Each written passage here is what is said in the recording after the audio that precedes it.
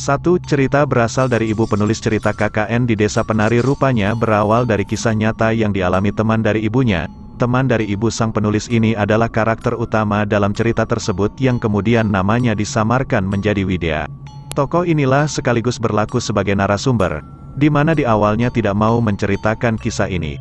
Dengan berbagai syarat, narasumber akhirnya setuju menceritakan kisah ini dengan beberapa syarat.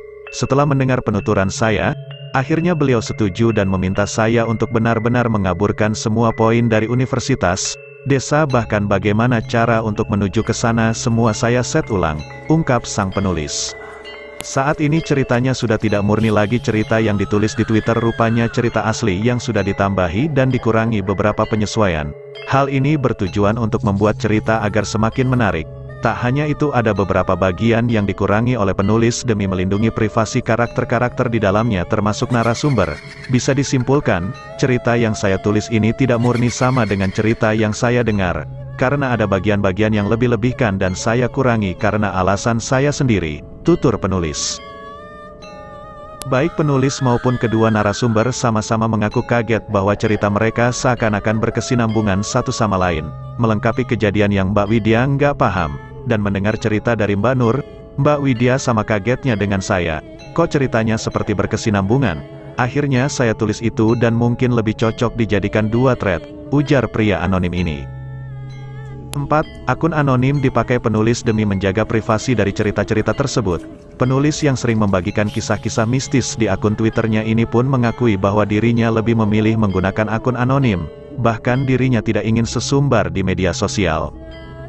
5. Tidak ada hubungannya dengan Rawabayu. Penulis menegaskan bahwa cerita KKN di Desa Penari tidak ada hubungannya dengan Rawabayu, yang banyak dicari orang usai kisah itu viral. 6. Video yang diduga Bima dan cerita dari sudut pandang Kakak Ayu adalah hoaks. Penulis menyampaikan bahwa rumor yang berkembang di media sosial tentang foto dan video diduga adalah Bima merupakan hoaks, termasuk cerita baru versi Mas Ilham yang kemudian beredar di internet juga adalah hoaks. Setelah saya konfirmasi ke narasumber, dia lebih ke nggak percaya sih, desa itu benar-benar ada sih, dan kalau dibilang Mas Ilham pengen menumbalkan Widya itu nggak sih, tambah penulis. 7. Usai menulis cerita ini, penulis justru menyesal karena telah menuliskan cerita KKN di Desa Penari meskipun ceritanya menjadi viral dan menjadi trending di media sosial. Salah satu yang disesalinya, dirinya masih memberikan sedikit petunjuk dalam cerita yang ditulisnya. Alhasil, warganet bisa mengulik lebih dalam tentang karakter asli dan lokasi kejadian. 8. Kondisi terkini karakter asli cerita diungkapkan semua karakter yang ada di cerita tersebut. Penulis hanya mengenal 2 orang yang juga berlaku sebagai narasumber ini, yakni karakter yang disamarkan menjadi Widya dan Nur. Sejauh ini, penulis mengetahui pasti bagaimana kabar para karakter asli di cerita tersebut saat ini, meski disebutkan menyimpan trauma mendalam.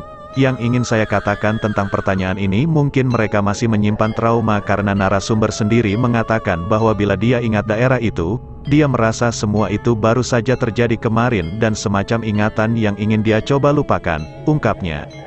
9. Cerita tewasnya 2 orang dalam cerita KKN di Desa Penari adalah nyata. Di poin klimaks cerita disebutkan 2 orang dari teman narasumber meninggal dunia akibat melanggar batasan di desa tempat KKN tersebut. Awalnya ia sempat tidak percaya, namun narasumber menceritakan kebenaran akan cerita tersebut dan menyebutnya sebagai pembelajaran yang luar biasa. Ya, 2 temannya meregang nyawa. Saat saya mendengar ini dari narasumber, saya seakan tidak percaya. Karena ya gila aja kalau sampai harus meregang nyawa begini, tuturnya.